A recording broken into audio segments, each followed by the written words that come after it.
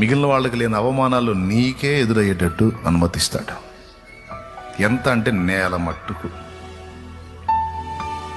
మిగిలిన వాళ్ళు బాగానే ఉంటారు, కానీ నీకు మాత్రం ఘోరమైన అవమానాలు ఎదురవుతుంటాయి. మాటలు పడాల్సి వస్తుంది.